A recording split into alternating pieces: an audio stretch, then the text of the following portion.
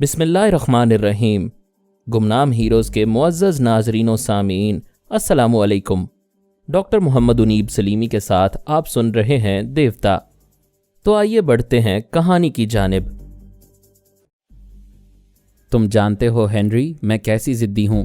جو فیصلہ کرتی ہوں اس پر جم کر رہتی ہوں۔ مجھ پر تمہاری دھمکیاں اثر نہیں کریں گی۔ یہ دھمکی نہیں ہے، میں ابھی پرنس کو لے کر آ رہا ہوں۔ وہ تمہارے محل کی اینٹ سے اینٹ بجا دے گا۔ دوسری طرف سے ریسیور رکھ دیا گیا۔ ممی پریشان ہو کر بولی، بیٹی تم ایک لیڈی گارڈ کے ساتھ یہاں سے چلی جاؤ۔ ہنری اور پرنس تمہیں نقصان پہنچانا چاہتے ہیں، تمہیں یہاں نہیں رہنا چاہیے۔ میں نے کہا، ممی آپ نے بزرگ کی تمام باتیں نہیں سنی۔ او میری جان، کیا اور بھی کچھ باتیں ہیں؟ جلدی بتاؤ۔ بزرگ نے فرمایا تھا، جس لمحے سے تمہاری ماں ہدایت پر عمل کرے گی اسی لمحے سے دشمن اپنی تباہی کے راستے پر چل پڑیں گے۔ اگر وہ میری طرف رخ کریں گے تو میرے اندر کا علم باہر نکل آئے گا۔ وہ خوش ہو کر بولیں، دشمن تمہاری طرف آ رہے ہیں، اس کا مطلب ہے علم باہر آئے گا۔ اس کا مطلب ہے میں دشمنوں کو آنے دوں؟ میں نے بڑے دکھ سے ماں کو دیکھا۔ وہ نہیں سمجھنا چاہتی تھیں کہ دشمن آئیں گے تو مجھے نقصان پہنچائیں گے۔ ان کی تو خوشی یہ تھی کہ میرا علم باہر آ جائے گا۔ میں نے کہا، اگر آپ بہتر سمجھتی ہیں تو انہیں آنے دیں، وہ مجھے اٹھا کر لے جائیں گے۔ وہ مسکرا کر بولیں، کیسے لے جائیں گے؟ میں ان سے معاملات طے کر لوں گی۔ پرنس میک والٹر زبردست آدمی ہے۔ تیرا اور اس کا رشتہ ہو جائے گا تو ہنری کو دودھ کی مکھی کی طرح نکال پھینکوں گی، اور دولت حاصل کرنے والا جو علم تمہیں حاصل ہو وہ اپنے شوہر میک والٹر کو نہ بتانا۔ ایک بات یاد رکھو، میری طرح زبردست بن کر رہنا ہے تو مرد کو کبھی رازدار نہ بنانا، اسے ہمیشہ اپنے دباؤ میں رکھنا۔ میک والٹر مجھے پسند نہیں ہے۔ آپ چاہتی ہیں میں اسے اپنا جیون ساتھی بنا لوں، صرف اس لیے کہ وہ مجھے نقصان نہ پہنچائے۔ میں زندہ رہوں اور اپنے علم سے آپ کے لیے دولت جمع کرتی رہوں۔ میری بچی، میرے بعد یہ دولت تمہارے ہی کام آئے گی۔ شاید میرے کام آئے مگر آپ کے کام نہیں آئے گی۔ بزرگ نے کہا ہے، جس دن آپ کو بے انتہا دولت ملے گی اس دن آپ کا دم نکل جائے گا۔ اری جا، تیرے بزرگ کی ایسی کی تیسی، یہ بھی کوئی ماننے والی بات ہے کہ دولت ملے گی تو مر جاؤں گی؟ آپ کا سایہ ہمیشہ ہمارے سر پر رہے۔ آپ ان بزرگ کے خلاف کوئی بات نہ کریں۔ آزمائش کے طور پر یہ دیکھتی جائیں کہ بزرگ کی کون کون سی پیشین گوئی درست ہوتی ہے۔ ابھی تو آپ یہ بھی نہیں جانتی کہ مجھے کس قسم کا علم حاصل ہونے والا ہے۔ اور کس قسم کا علم ہوگا؟ میں جانتی ہوں کہ دولت حاصل کرنے والا علم یہ ہوتا ہے کہ آنکھوں کو غیبی قوت حاصل ہو جاتی ہے۔ جب یہ قوت حاصل ہوگی تو تم زمین میں گڑے ہوئے خزانے دیکھ لیا کرو گی۔ اوہ ممی، آپ دولت کو چھوڑ کر کوئی اور خواہش نہیں کر سکتی؟ اس دنیا میں دولت سے بڑی کوئی خواہش نہیں ہوتی۔ نہیں ممی، اولاد سب سے بڑی دولت ہوتی ہے۔ ماں کے اندر ممتا کا جو خزانہ ہوتا ہے وہ خزانہ زمین کے اندر اور سمندر کی 7 تہ میں بھی نہیں ملتا۔ نانسنس، میرے سامنے کتابی باتیں نہ کرو۔ وہ سمجھنے والی ماں نہیں تھیں، اپنی دھن کی پکی تھیں۔ میں نے سوچا، آج پہلا دن ہے، مایوس نہیں ہونا چاہیے۔ سلطانہ آئے گی تو وہ بھی انہیں سمجھاتی رہے گی۔ اسی وقت گیٹ سے دربان نے اطلاع دی کہ ہنری آیا ہے، اس کے ساتھ پرنس اور اس کے گنڈے بھی ہیں۔ 2 لیڈی گارڈز نے انہیں گن پوائنٹ پر روک رکھا ہے، لیکن آنے والوں کے پاس بھی ہتھیار ہیں۔ میں ممی کے ساتھ کھڑکی کے پاس آئی۔ وہاں سے دیکھا بڑے آہنی گیٹ کے باہر کچھ گاڑیاں کھڑی ہوئی تھیں۔ گیٹ کے اندر 2 لیڈی گارڈز گن اٹھائے ہوئے تھیں۔ دونوں طرف سے فائرنگ ہوتی تو وہ دونوں ماری جاتیں۔ ممی نے گارڈز کو واپس آنے کا حکم دیا، پھر بولی، ہنری تم قانون شکنی پر اتر آئے ہو۔ میں پرنس سے درخواست کرتی ہوں وہ ہنری کے فریب میں نہ آئے، مجھ سے آ کر بات کرے اور ہم آپس کے معاملات طے کر لیں گے۔ پرنس میک والٹر نے کہا، ہنری میرا دوست ہے، میں تمہاری حسین بیٹی کی خاطر دوست کو نہیں چھوڑوں گا، تمہاری بیٹی کو اٹھا کر لے جاؤں گا۔ میں نے کہا، تم اٹھانے کی تکلیف نہ کرو، میں خود آ رہی ہوں۔ ممی پریشان ہو کر بولی، یہ کیا کہہ رہی ہو؟ تم نہیں جاؤ گی؟ میں پولیس کو بلا رہی ہوں۔ میں نے دروازے کی طرف جاتے ہوئے کہا، پولیس والے پرنس کے معاملے میں کترا جاتے ہیں، وہ یہاں لاشوں کے ڈھیر لگا کر مجھے لے جائے گا تو قانون منہ دیکھتا رہ جائے گا۔ میں محل کے مختلف حصوں سے گزر کر باہر جانے لگی۔ ممی لیڈی گارڈز کو حکم دینا چاہتی تھیں کہ مجھے پکڑ لیا جائے، باہر نہ جانے دیا جائے، لیکن میں نے ان کے دماغ میں رہ کر انہیں حکم صادر کرنے کا موقع نہیں دیا۔ دربان نے مجھے آتا دیکھ کر ہی گیٹ کھول دیے۔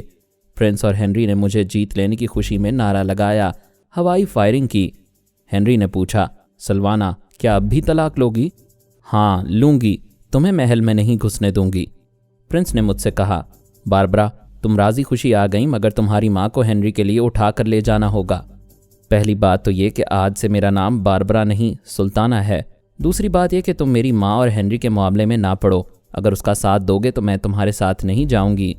हेनरी ने कहा, प्रिंस, ये तुम्हारे साथ राजी है, इसलिए बात ना बढ़ाओ। इसके कहने के मुताबिक मेरे मामले में ना पड़ो, यहाँ खड़े रहकर तमाशा देखो। मैं अभी इसकी माँ की ऐसी की तैसी करता हूँ। ताकत का नशा इंसान को जानवर बना देता है।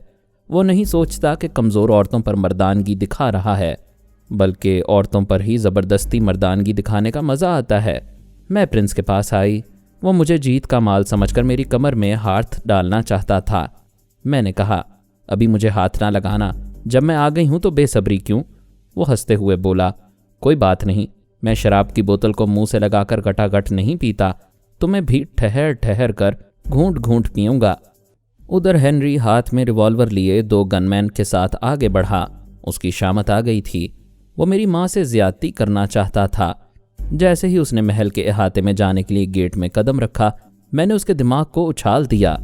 वो फजा में कई फुट ऊपर उछलकर चीखता हुआ वापस आया, फिर गेट की आहनी जालियों से टकराकर सर के बल जमीन पर गिर पड़ा। गिरते ही तड़पने लगा। उसकी पेशानी से और नाक से लहू बहने लगा था। प्रिंस और उसके आदमी दौड़ते हुए उसके पास गए। प्रिंस ने पूछा, ये तुम्हें क्या हो गया था? हेनरी तकलीफ से कराहते हुए बोला, वो सलवाना के पास जो विच लेडी है वो काला जादू कर रही है। उसी वक्त विच लेडी मम्मी के पास आकर खड़ी हो गई थी। प्रिंस ने रिवॉल्वर निकालते हुए कहा, जादूगर की बच्ची, मैं तुझे जिंदा नहीं छोड़ूंगा। उसने विच लेडी का निशाना लिया, लेकिन मैंने उसकी खोपड़ी घुमा दी। रिवॉल्वर का रुख बदल गया। उसने पै दर पै कई फायर किए। उसके और हेनरी के गनमैन गोलियां खाकर चीखें मारते हुए गिरते गए और मरते गए। उसकी रिवॉल्वर की 6 गोलियां खत्म हुईं तो बाकी गनमैन वहां से भागने लगे। एक ने कहा, हमारी जान मुफ्त में नहीं आई है, वो विच लेडी तुम्हारे जरिए हम सबको मार डालेगी। प्रिंस हैरान परेशान खड़ा था। हेनरी कराहते हुए जमीन पर से उठकर बोला, ये विच लेडी हमें भी मार डालेगी, यहां से निकल चलो। प्रिंस गुस्से से धाड़ते हुए बोला, क्या बकते हो? मर्द होकर मैदान छोड़ने की बातें करते हो? आज मैं इन औरतों से शिकस्त खाकर जाऊंगा तो शहर में मेरी दहशत 2 कौड़ी की भी नहीं रहेगी। बच्चे मुझे पत्थर मारेंगे। हेनरी ने कहा, बात औरतों से शिकस्त खाने की नहीं है, हमारे मुकाबले में जादू है। हम जादू का जवाब हथियारों से नहीं दे सकेंगे। प्रिंस अपने रिवॉल्वर में नया मैगजीन लोड कर चुका था। उसे दोनों हाथों से अच्छी तरह पकड़कर विच लेडी का निशाना लेते हुए बोला, मैं अभी तक गुस्से और जुनून में फायरिंग कर रहा था, अब मैं पूरे होशो हवास में हूँ। अपने दोनों आंखों से पूरी हाजिर दिमागी के साथ जादूगरनी का निशाना ले रहा हूँ। इसका जादू मेरे हाथों को नहीं बहकाएगा, मेरा निशाना खता नहीं होगा। मैंने उसके दिमाग पर अच्छी तरह मुसल्लत होकर हेनरी की तरफ घुमा दिया। वो मेरी मर्जी के मुताबिक हेनरी से बोला, बोल जादूगरनी, अब मुझसे बचकर कहाँ जाएगी? हेनरी उछलकर बोला, मेरे दोस्त, क्या कहते हो? मैं विच लेडी नहीं हूँ, मैं हेनरी हूँ। रिवॉल्वर फेंक दो, फिर तुम पर जादू असर कर रहा है। वो कहा लगाते हुए बोला, तू हेनरी है, मुझे उल्लू बनाती है। क्या मुझे मर्द और औरत की पहचान नहीं है? ए विच लेडी, अब तेरा जादू नहीं चलेगा, ले ये गोली खा, इसके बाद कुछ और खाने के काबिल नहीं रहेगी। यह कहते ही उसने हेनरी को गोली मार दी। मैंने ऐसे ही वक्त उसके दिमाग को आज़ाद छोड़ दिया। वो शदीद हैरानी से कभी दम तोड़ते हुए हेनरी को और कभी अपने रिवॉल्वर को देखने लगा। पुलिस की कई गाड़ियां आ गईं। सिपाहियों ने उसे चारों तरफ से घेर लिया। पुलिस ऑफिसर ने पूछा, प्रिंस, यह आपने क्या किया? क्या इतने कत्ल आपने किए हैं? वो मेरी मर्जी के मुताबिक बोला, हाँ, यह हेनरी अपने गुंडों को यहाँ लाया था, सलवाना की बेटी को ज़बरदस्ती उठाकर ले जाना चाहता था। ऐन उसी वक्त मैं भी इस हसीन लड़की को अगवा करने आ गया। हम दोनों पार्टियों के दरमियान पै दर पै फायरिंग शुरू हो गई। सब मर गए, मैं जीत गया। अगर तुम लोग रास्ता दो तो मैं इस हसीना को अभी अगवा करके यहाँ से ले जाऊं। अफसर ने उसे हथकड़ी पहनाते हुए कहा, क्या खूब, पुलिस से अगवा करने की इजाज़त मांग रहे हो? चलो, यही बातें अब अदालत में कह देना। सिपाही तमाम लाशों को एक गाड़ी में डाल चुके थे। फिर वो उन लाशों के साथ प्रिंस को अपने साथ ले गए। आध घंटा पहले जो मेरी माँ के महल में सुकून था वो वापस आ गया। ताकत का मुजाहिरा करने वाले हराम मौत मर गए। मम्मी ने खुश होकर विच लेडी से कहा, अरे चुड़ैल, तूने तो कमाल कर दिया, ऐसा जादू का तमाशा तुमने पहले कभी नहीं दिखाया था। वो बोली, میری مالکہ میں تم پر قربان، میں نے کوئی جادوئی تماشا نہیں دکھایا ہے، میں تو خاموش کھڑی اپنی پیشین گوئی پوری ہوتا دیکھ رہی تھی، یہ کمال آپ کی بیٹی نے دکھایا ہے۔ ممی نے چونک کر مجھے دیکھا۔ میں آہستہ آہستہ چلتی ہوئی ان کے پاس جا رہی تھی۔ وہ دونوں باہیں پھیلا کر دوڑتی ہوئی آئیں، پھر مجھے گلے سے لگا لیا، میرے سر پر ہاتھ پھیرنے لگیں، مجھے بار بار چومنے لگیں۔ ہائے، میں ماں کی اس ممتا کے لیے 20 برس سے ترس رہی تھی۔ آج میری تمام آرزوئیں پوری ہو رہی تھیں۔ وہ بولیں، میں ان بدماشوں سے خوف زدہ تھی، تیری طرف دھیان نہ دے سکی کہ تو نے کیسا عمل کیا اور ان کے خلاف کون سا علم استعمال کر رہی ہے۔ میں نے معصومیت سے کہا، میں نے کوئی عمل نہیں کیا تھا، مجھے ایسی کسی علم کا نہیں پتا جو میرے اندر چھپا ہوا ہے۔ بیٹی، تو نے کچھ تو کیا ہوگا۔ ہاں، مجھے کچھ یاد آ رہا ہے، وچ لیڈی نے جلدی سے قریب آ کر پوچھا۔ بولو بیبی بولو، کیا یاد آ رہا ہے؟ میں نے جواب دیا، وہ پرنس جب بھی ریوالور اٹھاتا تھا میں اس کے ہاتھ کو گھور کر دیکھتی تھی، ایسے ہی وقت اس کا ہاتھ گھوم جاتا تھا اور وہ بے اختیار اپنے ہی آدمیوں کو ہلاک کرنے لگتا تھا۔ آ گیا، میری ممی نے خوشی سے چیخ کر کہا، میری بیٹی کی آنکھوں میں وہ غیر معمولی علم آ گیا۔ تمہاری آنکھیں اس کے ہاتھ کو دیکھتی تھیں تو ہاتھ گھوم جاتا تھا، یعنی جس انسان کو تم دیکھو گی وہ تمہاری مرضی کے مطابق حرکت کرے گا۔ تم آسمان کو دیکھو گی تو بادل گرجنے لگیں گے، پانی برسنے لگے گا، زمین کو گھور کر دیکھو گی تو زمین اپنے اندر کے تمام خزانے اگل دے گی۔ میں صدقے، میں قربان، بیٹی ذرا یہاں کی زمین کو تو گھور کر دیکھو، ہاں دیکھو دیکھو دیکھو، میں پیچھے ہٹ جاتی ہوں۔ وہ وچ لیڈی کا بازو پکڑ کر کھینچتی ہوئی پیچھے ہٹ گئیں۔ میں نے کہا، ممی جیسا آپ سوچ رہی ہیں ویسی کوئی بات نہیں ہے۔ کیوں نہیں ہے؟ بھلا انسان کی آنکھیں زمین کے اندر کیسے دیکھ سکتی ہیں؟ نہیں دیکھتی، مگر دیکھ لے تو یہی غیر معمولی علم کہلاتا ہے۔ ممی، پہلے 2-4 تجربات اس سلسلے میں ہو جائیں کہ میری آنکھیں کسی کو دیکھتی ہیں تو دیکھنے کا رد عمل کیا ہوتا ہے۔ میں آپ کی تسلی کے لیے وچ لیڈی کے ہاتھوں کو حکم دیتی ہوں کہ وہ اوپر اٹھ جائیں۔ وچ لیڈی نے فوراً ہی دونوں ہاتھ اوپر اٹھا لیے۔ ممی نے ڈانٹ کر کہا، ارے کمبخت، میری بیٹی کو حکم تو دینے دے، ہاتھ نیچے کر۔ وہ ہاتھ گرانے کی کوشش کر رہی تھی مگر ناکام ہو رہی تھی۔ پریشان ہو کر بولی، میری مالکہ، یہ ہاتھ خود بخود اٹھ گئے ہیں، نیچے نہیں ہو رہے ہیں، وہ دیکھو بیبی میرے ہاتھوں کو گھور رہی ہے۔ ممی میرے دیکھنے کے انداز کو دیکھ کر خوش ہو گئیں۔ اسی وقت وچ لیڈی ناچنے لگی۔ انہوں نے ڈانٹ کر پوچھا، یہ تجھے بڑھاپے میں ناچنے کا شوق کیوں ہو رہا ہے؟ میری مالکہ، میں قربان، ہماری بیبی کی آنکھیں مجھے نچا رہی ہیں۔ میں نے اس کے دماغ کو آزاد چھوڑ دیا۔ وہ ناچتے ناچتے رک گئی، ہانپتے ہوئے بولی، بیٹی یہ علم آئندہ مجھ پر نہ آزمانا، نہیں تو میں ناچتے ناچتے مر جاؤں گی۔ ہائے میری کمر۔ ممی ہنسنے لگیں، پھر مجھے دیکھ کر سنجیدگی سے بولیں، مگر ایسا علم ہمارے کس کام کا؟ اس کے ذریعے کیا خاک دولت ملے گی؟ ہمیں کسی کو نچانا تو نہیں ہے۔ ممی میں کیا کر سکتی ہوں؟ میں نے کوئی اپنی مرضی سے یہ علم حاصل نہیں کیا ہے، ویسے اللہ تعالیٰ کا شکر ادا کرنا چاہیے۔ اس علم کی بدولت 2 زبردست گنڈے اپنے ساتھیوں سمیت مر گئے اور پولیس کی حراست میں چلے گئے۔ آپ کی جان بچ گئی، میری عزت رہ گئی۔ ہاں یہ سب تو ہے مگر… وہ بات ادھوری چھوڑ کر محل کے اندر جانے لگی۔ انہیں صرف دولت چاہیے تھی۔ مجھے دنیا جہاں کے علم حاصل ہو جاتے، میں عزت اور شہرت کی انتہائی بلندیوں پر پہنچ جاتی، تب بھی انہیں خوشی نہ ہوتی۔ اگر میں یہ کہہ دیتی کہ زمین میں دفن ہونے جا رہی ہوں اور جہاں مجھے دفن کیا جائے گا وہیں خزانہ ہوگا، تو بڑی خوشی سے اور بڑی بے چینی سے میرے دفن ہونے کا انتظار کرنے لگتیں۔ اسے مامتا ہرگز نہیں کہتے، یہ سراسر خود غرضی ہے۔ ماں کی یہ فطرت بڑی تکلیف دہ تھی۔ یہ ہم بہنوں کی بدنصیبی تھی کہ ہمیں خالص ممتا نہیں مل رہی تھی۔ محبت کا یہ تقاضا ہوتا ہے کہ ماں باپ سے، بھائی بہن سے یا محبوب سے محبت ملے یا نہ ملے، ہمیں اپنی محبت انہیں ضرور دینی چاہیے۔ اگر کسی کی فطرت میں محبت نہ ہو تو اس کا مطلب یہ نہیں ہے کہ ہم بھی اپنے حصے کی محبت کو قتل کر دیں۔ جو چیز جس کے پاس نہیں ہے وہ چیز کیسے دے سکتا ہے؟ ماں کے پاس محبت نہیں تھی، وہ بیچاری نہیں دے سکتی تھی۔ میرے پاس محبت کا خزانہ تھا، میں وہی دے رہی تھی، لیکن وہ خزانہ نہیں دے سکتی تھی جو ان کی موت کا سبب بن جاتا۔ اب میں ذرا سلطانہ کی روداد بیان کروں گی۔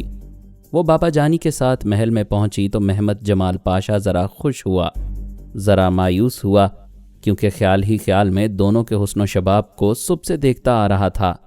اور رات کو اپنے عیش قدے میں کسی ایک سے بھی محروم نہیں رہنا چاہتا تھا۔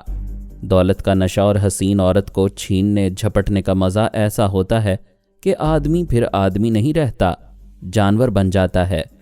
محمد جمال پاشا بڑی عزت سے بابا جانی کو محل میں لے کر آیا۔ ان کے لیے ایک کمرہ مخصوص کیا گیا تھا۔ اس نے کہا، حضور، یہ کمرہ محل کے گوشے میں ہے تاکہ آپ کی عبادت میں خلل نہ پڑے۔ پھر اس نے سلطانہ سے کہا، میرے ساتھ آؤ، میں تمہیں تمہارا کمرہ دکھاؤں۔ بابا جانی نے کہا، جاؤ بیٹی، محل کی سیر کرو۔ سلطانہ اس کے ساتھ جانے لگی۔ محل کے ہر حصے میں آرائش کا اتنا مہنگا سامان تھا جسے دیکھ کر حیرت ہوتی تھی۔ ہر سامان سے دولت مندی کا غرور جگمگاتا تھا۔ جگہ جگہ حبشی غلام اور حسین کنیزیں دکھائی دے رہی تھیں۔ جاپان، امریکہ، یورپ اور ایشیا کے ہر ملک اور ہر شہر سے حسین ترین لڑکیوں کو خرید کر کنیز بنا کر رکھا گیا تھا۔ اس نے کہا، تم دیکھ رہی ہو میرے محل میں کتنی حسین عورتیں ہیں، لیکن مجھے کسی میں کشش محسوس نہیں ہوتی۔ سلطانہ نے کہا، میں نہیں مانتی، چیز وہی خرید کر رکھی جاتی ہے جس میں کشش ہوتی ہے اور جو دل کو اچھی لگتی ہے۔ ہاں یہ تو ہے، یہ خریدتے وقت اچھی لگتی ہیں، گھر میں لا کر رکھو تو رفتہ رفتہ ان کی جاذبیت ختم ہو جاتی ہے۔ مسٹر پاشا، جو چیز دولت سے اور طاقت سے حاصل ہو جاتی ہے وہ اپنی کشش کھو دیتی ہے۔ جو زر سے، زور سے اور آہوزاری سے بھی حاصل نہ ہو، آدمی اس کے لیے تڑپتا ہے۔ بے شک ہماری دنیا کے بے شمار لوگ بعض اوقات اپنی پسند کی چیز حاصل نہیں کر پاتے کیونکہ ان کے پاس دولت ہوتی ہے، جبکہ وہ چیز طاقت سے حاصل ہوتی ہے، اور کبھی وہ چیز دولت اور طاقت سے بھی نہیں، عقل سے حاصل ہوتی ہے۔ میرے پاس سب کچھ ہے، دولت، طاقت اور ذہانت، اس لیے میں نے دنیا کی حسین ترین عورتوں کو محل میں جمع کیا ہے۔ ابھی ان سے بھی زیادہ حسین ترین عورتیں ہیں جنہیں تم حاصل نہیں کر سکتے اور نہ کر سکو گے، کیونکہ وہ دولت، طاقت اور ذہانت سے نہیں، صرف اور صرف شرافت سے حاصل ہوتی ہیں۔ بے شک میں بتانا بھول گیا، مجھ میں شرافت بھی ہے۔ نہیں مسٹر پاشا، آپ کے پاس بہت کچھ ہے مگر شرافت نہیں ہے۔ تم میری توہین کر رہی ہو۔ شرافت نہ ہونے کا ایک ثبوت یہ بھی ہے کہ آدمی سچی بات سن کر توہین محسوس کرتا ہے۔ کیا یہ شرافت ہے کہ تم نے بے شمار حسین عورتوں کو عیاشی کے لیے اپنے محل میں کنیزیں بنا کر رکھا ہے؟ میں ان کی ہر ضرورت پوری کرتا ہوں، انہیں جتنی رقم کی ضرورت ہوتی ہے میں دیتا ہوں، انہیں سونا، چاندی اور ریشمی لباس پہناتا ہوں۔ جا کر کسی سے بھی پوچھ لو، یہاں ان کی چھوٹی چھوٹی سی خواہش بھی پوری ہوتی ہے۔ دنیا کی ہر عورت کی فطری خواہش ہوتی ہے کہ وہ ماں بنے۔ کیا تم انہیں اپنے بچوں کی ماں بننے دیتے ہو؟ کیا یہ عورتیں مہذب سوسائٹی میں فخر سے کہہ سکتی ہیں کہ یہ تمہاری شریک حیات ہیں؟ نہیں مسٹر پاشا، تم انہیں بہت کچھ دیتے ہو مگر عزت نہیں دیتے، کیونکہ تمہارے پاس بہت کچھ ہے مگر عزت نہیں ہے۔ وہ ایک دم سے گرج کر بولا، یو شٹ اپ، ذلیل عورت، تو مجھے کہہ رہی ہے کہ میرے پاس عزت نہیں ہے؟ میں ابھی تیری عزت کی دھجیاں اڑا دوں گا۔ اس کی گرجدار آواز سن کر کتنے ہی حبشی غلام ننگی تلواریں اور رائفلیں لیے دوڑتے ہوئے آئے۔ وہ کہہ رہا تھا، میں ابھی تک شیخ الفارس کی بزرگی کا لحاظ کر رہا تھا، خامخواہ لحاظ کر رہا تھا۔ ایسے کتنے ہی عالم فاضل میرے دروازے پر آتے ہیں، ڈٹ کر کھاتے پیتے ہیں اور بڑی بڑی رقمیں نذرانے کے طور پر لے جاتے ہیں۔ اس نے سلطانہ کی کلائی پکڑ لی، اسے کھینچتا ہوا ایک خوابگاہ میں آیا، پھر اسے بستر پر دھکا دیتے ہوئے بولا، تو کہتی ہے میرے پاس عزت نہیں ہے، میں ابھی تجھے اچھی طرح دیکھوں گا تو اس خوابگاہ سے نکل کر تو میری عزت کرے گی۔ وہ دروازے کو اندر سے بند کرنے لگا لیکن باہر نکل کر اسے بند کر دیا۔ بند کرنے کے بعد اس نے سوچتی ہوئی نظروں سے حبشی غلاموں کو دیکھا، پھر پوچھا، میں نے دروازے کو باہر سے کیوں بند کیا ہے؟ غلاموں نے سر کو جھکا لیا، وہ بھلا کیا جواب دے سکتے تھے۔ وہ دروازہ کھول کر پھر اندر آیا، غصے سے بولا، تو کیا سمجھتی ہے میں تجھے معاف کر کے باہر چلا گیا تھا؟ نہیں، میں منہ زور عورت کی غلطی کو بستر پر ہی معاف کرتا ہوں۔ وہ دروازے کو پھر اندر سے بند کرنا چاہتا تھا مگر باہر چلا گیا۔ اسے باہر سے بند کر کے بولا، میں آج تجھے نہیں چھوڑوں گا۔ وہ تیزی سے کالے کلوٹے غلام کے پاس آیا، پھر اسے اپنے دونوں بازوؤں کی گرفت میں لے کر بولا، آج میں تیری عزت سے کھیلوں گا۔ سلطانہ نے اس کے دماغ کو ذرا ڈھیل دی۔ اس نے چونک کر حبشی غلام کو اپنے بازوؤں میں دیکھا، پھر اسے دھکا دیتے ہوئے بولا، ابھی میرے بازوؤں میں وہ تھی، تو کیسے چلا آیا؟ وہ روتے ہوئے بولا، میرے آقا، آپ خوابگاہ کے اندر نہیں باہر ہیں۔ उसने फिर चौंक कर आसपास देखा। तब पता चला कि हसीना अंदर और वो बाहर है। उसने सर खुजाते हुए कहा, ओह समझ गया, बुड्ढा शेखुल फारस अपने कमरे में बैठा मुझ पर अमल कर रहा है, मुझे दोशीज़ा के पास जाने से रोक रहा है। पहले मुझे रास्ते की दीवार गिराना होगी। वो मुसल्ला गुलामों को लेकर बाबा जानी के कमरे की तरफ जाने लगा। वो आगे था और गुलाम पीछे थे। एक फौज के कमांडर की तरह गुलामों को पीछे लिए जा रहा था। महल के मुख्तलिफ हिस्सों से गुजरने के बाद वो दरवाजे पर पहुंचकर बोला, शेखुल फारस, शायद तुझे पता नहीं है, मेरे महल में आने वालों की लाशें इस तरह गायब होती हैं कि पुलिस के फरिश्तों को भी उनका सुराग नहीं मिलता। फिर उसने दरवाज़ा खोलकर अंदर आकर कहा, अगर तुम मुझे इस हसीना की जवानी से खेलने दो और मुझ पर अमल ना करो तो मैं तुम्हें जिंदा छोड़ दूंगा। एक गुलाम ने कहा, मेरे आका, जान की अमान चाहता हूँ, आप टॉयलेट का दरवाज़ा खोलकर अंदर आए हैं और टॉयलेट के आईने में खुद को देख कर बोल रहे हैं। सुल्ताना ने उसके दिमाग को आज़ाद छोड़ दिया। वो गुस्से से बोला, ये मेरे साथ क्या हो रहा है? तुम लोगों ने मुझे क्यों नहीं बताया कि मैं यहाँ आ रहा हूँ? हम हुक्म के बंदे हैं। आप आगे थे, हम पीछे थे। आप जहाँ ले आए हम चले आए। अब तुम लोग आगे चलो, मैं पीछे रहूँगा। मुझे उस शेख के कमरे में पहुँचाओ। इस बार गुलाम आगे चलने लगा। सुल्ताना परेशान हो गई क्योंकि वो एक वक्त में किसी एक ही गुलाम के दिमाग में जाकर उसे रोक सकती थी। एक को रोकती तो बाबा जानी के कमरे में अपने आका को पहुंचा देते। वो बाबा जानी को खतरे से आगाह करने के लिए ख्याल ख्वानी की परवाज़ करना चाहती थी। उसी वक्त अपने अंदर उनकी आवाज़ सुनाई दी, बेटी मेरी फ़िक्र ना करो, टेलीपैथी एक महदूद इल्म है और रूहानियत की कोई हद नहीं है। पाशा के दिमाग में रहकर देखो, अल्लाह ताला अपने इबादत और रियाजत करने वाले नाचीज़ बंदों को रूहानियत के किस मकाम पर पहुंचाता है। सुल्ताना ने जमाल पाशा के दिमाग में रहकर देखा। गुलाम आगे आगे जा रहे थे, वो पीछे पीछे था। वो सब के सब महल के अंदर चलते जा रहे थे। एक एक कमरे के सामने से गुजर रहे थे, लेकिन वो कमरा नहीं मिल रहा था जहां बाबा जानी इबादत में मसरूफ़ थे। आखिर महमद जमाल पाशा चलते चलते थक गया। एक जगह बैठकर बोला, वो कमरा कहाँ है? उसके सेक्रेटरी ने कहा, सर वो कमरा महल के एक गोशे में था। मैं भी इतनी देर से तलाश कर रहा हूँ, तमाम कमरे नज़र आ रहे हैं, बस वही एक कमरा दिखाई नहीं दे रहा है। पाशा ने पूछा, इतना बड़ा कमरा कैसे गायब हो जाएगा? कमरे के अंदर रहने वाला शेख किसी अमल से रूपोश हो सकता है, पूरा कमरा नज़रों से ओझल नहीं हो सकता। सर हमारी आंखों पर पर्दा पड़ गया है, हमें अच्छाई और सच्चाई दिखाई नहीं दे रही है। वो हमारे बहुत बड़े दीनी बुजुर्ग। और वो डांट कर बोला, शट अप, मेरे महल से आज तक किसी ने एक छोटी सी चीज़ चुराने की जुर्रत नहीं की। आज हमारी आंखों के सामने से इतना बड़ा कमरा चोरी हो गया। वो शेख उस कमरे के साथ कहाँ जाएगा? कान लगाकर सुनो, हल्की सी आहट भी सुनाई दे तो पता चल जाएगा कि वो कहाँ छुपा हुआ है। उसकी बात ख़त्म होते ही बाबा जानी की आवाज़ सुनाई दी। पाशा उछल कर खड़ा हो गया। वो कहीं कलाम पाक की तिलावत कर रहे थे। पाशा ने एक तरफ उंगली उठाकर कहा, आवाज़ उधर से आ रही है। सेक्रेटरी ने कहा, नहीं सर, इधर से आवाज़ आ रही है। ठीक है, तुम इधर जाओ, मैं उधर जाता हूँ। वो मुख्तलिफ समतों में गए जहाँ से आवाज़ आ रही थी। वहाँ गए तो पता चला कुछ और आगे किसी कमरे में तिलावत हो रही है। वो कुछ और आगे गए, एक एक कमरे के अंदर झांक कर देखा। आवाज़ बिल्कुल ही करीब थी, लेकिन तिलावत करने वाली वो बुज़ुर्ग हस्ती दिखाई नहीं दे रही थी। महल में अजीब सी अफरा तफरी फैल गई थी। जिसे देखो वही अपने आका के साथ भागता फिर रहा था। हर जगह यही लगता था कि अब आवाज़ के करीब पहुंच गए हैं। उसने वो कमरा भी खोल कर देखा जिसमें सुल्ताना को बंद किया था। फिर गरज कर बोला, कहाँ है वो बुढ़ा? सुल्ताना ने उसके दिमाग को ज़बरदस्त झटका पहुंचाया। वो चीख मारता हुआ उछलकर फर्श पर गिरा, फिर तड़पने लगा। वो बोली, बाबा जानी बेशक बूढ़े हैं, लेकिन तुमने बदतमीजी से बुढ़ा कहने की जुर्रत कैसे की? क्या बूढ़े हजरात को बुजुर्ग नहीं कहा जाता? वो तकलीफ की शिद्दत से कराह रहा था, फर्श पर से उठना चाहता था। दो गुलाम उसे सहारा देने के लिए आगे बढ़े। वो झुंझला कर बोला, दूर हो जाओ, खबरदार मुझे कोई हाथ ना लगाए, मैं उस बुढ़े को। सुल्ताना ने ख्याल ख्वानी के जरिए उसके सर को फर्श पर दे मारा। वो चीख कर बोला, नहीं नहीं, मैं बदतमीजी नहीं करूंगा, वो बुजुर्ग हैं, काबिल एहतराम बुजुर्ग। उसकी पेशानी से लहू बहता हुआ आंखों पर आ रहा था। वो लहू पोंछते हुए धुंधलाई हुई आंखों से अपने सेक्रेटरी और गुलामों को देखते हुए बोला, नमक हरामो, मुझ पर जुल्म हो रहा है और तुम लोग तमाशा देख रहे हो।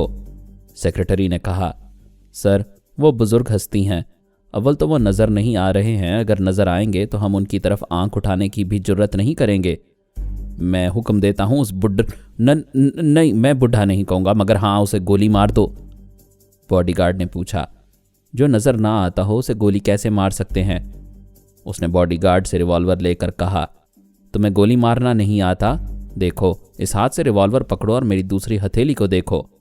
फर्ज करो ये हथेली नहीं शेख साहब हैं, बस उसे यूं गोली मारो। उसने एक हाथ से अपनी दूसरी हथेली पर ठाएं से गोली चला दी, फिर चीखें मारकर फर्श पर तड़पने लगा। सब लोग हैरानी से बुत बने तमाशा देख रहे थे। सेक्रेटरी ने बॉडीगार्ड से कहा, आका के हाथ से रिवॉल्वर ले लो और तिब्बी इमदाद का सामान लाओ। बॉडीगार्ड आगे बढ़ा। पाशा ने ललकार कर कहा, खबरदार कोई करीब ना आए, दूर से देखो और फर्ज करो मेरा ये बाजू मेरा नहीं है, शेख साहब का है। जब यकीन हो जाए तो जिंदा ना छोड़ो, यूं गोली मारो। ठाएं से दूसरी गोली चली। वो गोली बाजू के आर पार हो गई। वो फिर तकलीफ से चीखने और तड़पने लगा। वो गुरूर और बदतमीजी से बाज आने वाला नहीं था। उसे उस हाल पर छोड़ा जा सकता था, लेकिन जालिम को क्यों छोड़ा जाए? वो मजलूम को कभी नहीं छोड़ता। खुदा ना ख्वास्ता बाबा जानी कमज़ोर होते तो वहाँ से जिंदा ना आते। सुल्ताना टेलीपैथी ना जानती होती तो अपनी इज्जत व आबरू गवा बैठती। किसी का कुछ ना जाता। दुनिया का कारोबार यूं ही चलता रहता। जमाल पाशा के महल में फिर कोई बूढ़ा बेचारा अपनी जवान बेटी के साथ आता और अपनी आंखों के सामने बेटी की इज्जत लुटने का तमाशा देखता और हाय हाय कहकर रह जाता। ऊंचे महलों की ऊंची दीवारों के अंदर होने वाले गुनाहों और बदतरीन जुराइम का हिसाब कानून के मुहाफिज भी नहीं लेते। अगर सुल्ताना भी मुहासबा ना करती तो टेलीपैथी का इल्म हासिल करना बेकार था। इल्म से बढ़कर कोई ताकत नहीं होती, क्योंकि इल्म बुराई को जड़ से उखाड़ कर फेंकता है। इसलिए इल्म को इस्तेमाल करना लाजमी होता है। सुल्ताना ने उसे तीसरी बार मजबूर किया तो उसने अपने एक पाँव में गोली मारी। उसके बाद बेहोश हो गया। उसे तिब्बी इमदाद पहुंचाने के लिए पहले ही महल के ख़ास डॉक्टर आ गए थे, लेकिन वो किसी को करीब आने की इजाज़त नहीं दे रहा था। फिर जो खुद को रिवॉल्वर से ज़ख्मी करता जा रहा हो उसके करीब कौन अपनी जान देने जाता है। बहरहाल गुलाम उसे उठाकर उसकी ख्वाबगाह में ले गए। वहाँ उसके ज़ख्मों की मरहम पट्टी होने लगी। उसी वक्त एक मुलाजिम दौड़ता हुआ सेक्रेटरी के पास आया, फिर बोला, जनाब वो कमरा मिल गया है। सेक्रेटरी ने पूछा, कौन सा कमरा? वही जहाँ हज़रत शेख साहब क़याम कर रहे हैं। मैंने अपनी आंखों से देखा है, वो कमरा अपनी जगह पे है। सेक्रेटरी कई गुलामों के साथ चलता हुआ महल के उस गोशे में पहुंचा। वहाँ उस कमरे को देखकर सब ठिठक गए। उसके दरवाजे और खिड़कियाँ खुली हुई थीं और खुले हुए दरवाजे से बाबा जानी इशा की नमाज पढ़ते हुए दिखाई दे रहे थे। वो सब आहिस्ता आहिस्ता चलते हुए दरवाजे तक आए। उन्होंने वहाँ जूते उतारे, तमाम हथियार फर्श पर रखे, फिर उनके पीछे आकर दो जानू होकर बैठ गए। बाबा जानी ने नमाज से फारिग होकर उन्हें देखा। सेक्रेटरी ने कहा, हुजूर, हमारे आका ने आपसे गुस्ताखी की है। हमने आका का नमक खाया है, लिहाजा उनके लिए माफ़ी की दरख्वास्त करते हैं। वो बहुत ज़िद्दी और फौलादी इरादों के मालिक हैं। वो कभी नहीं झुकेंगे। आप उन्हें उनके हाल पर छोड़ दें। उन्होंने कहा, जब तक कोई झुकाने वाला ना हो तब तक फ़िरौनी ताकत रखने वाला यही समझता है कि वो कभी नहीं झुकेगा। उसने 5 बरस पहले एक नेक खातून से निकाह किया। जब उससे औलाद हुई तो उसे धक्के मार कर महल से निकाल बाहर किया। सेक्रेटरी ने कहा, जी हाँ, ये हम सब ने देखा है। मज़हब और कानून के मुताबिक वो खातून इस महल की मालिक है। उसका बेटा यहाँ का वारिस है। तुम्हारा आका अपनी बीवी और बेटे को उनका जायज़ हक दे देगा तो मैं यहाँ से चला जाऊँगा। हुजूर, आपकी मौजूदगी हमारे लिए परेशानियाँ पैदा करेगी। आका हमें आपके ख़िलाफ़ हुक्म देगा तो हम उसकी तामील पर मजबूर हो जाएंगे, जबकि हम आपकी शान में गुस्ताखी नहीं करना चाहते। तुम्हें कोई परेशानी नहीं होगी। वो मेरे ख़िलाफ़ अब कोई हुक्म नहीं देगा। वो सब उठकर बारी बारी उनका हाथ चूमते हुए जाने लगे। उन्होंने सेक्रेटरी से कहा, अपनी बाएं हथेली फैलाओ। उसने हिदायत पर अमल किया। बाबा जानी ने अगरबत्ती की राख चुटकी से उठाकर उसकी हथेली पर रखी और कहा, इसे अपने आका के ज़ख्मों पर छिड़क दो, अल्लाह ताला ने चाहा तो सारे ज़ख्म भर जाएंगे। सेक्रेटरी वो राख लेकर अपने आका के पास पहुंचा। डॉक्टर मरहम पट्टी कर चुका था। सेक्रेटरी ने कहा, ज़ख्मों से पट्टियां खोल दें, मैं ये राख छिड़कना चाहता हूं। डॉक्टर अंग्रेज़ था। उसने हैरानी से कहा, कैसी नॉनसेंस बातें कर रहे हो? राख से फोड़े फिंसियां भी अच्छी नहीं होती, ये तो गहरे ज़ख्म हैं। डॉक्टर, मैं भी तालीम याफ्ता हूँ, ये अच्छी तरह जानता हूँ कि मुनासिब तिब्बी तरीक़ों से ज़ख्म भरते हैं, लेकिन हज़रत शेखुल फ़ारस पर हमारा अकीदा है और ये अकीदा ही हमारे आका को जल्द सेहतियाब करेगा। डॉक्टर ने यह कहकर पट्टियाँ खोल दी कि कोई ख़राबी होगी तो उसकी ज़िम्मेदारी सेक्रेटरी पर होगी। पाशा होश में होता तो वो कभी पट्टियाँ खोलने ना देता।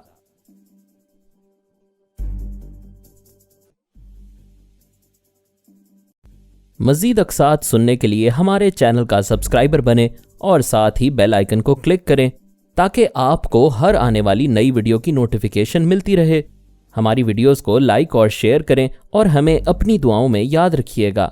ISI और पाक आर्मी जिंदाबाद, पाकिस्तान पाइंदाबाद। हम फिर मिलेंगे इंशाअल्लाह एक नई किस्त के साथ। तब तक के लिए अल्लाह हाफिज़।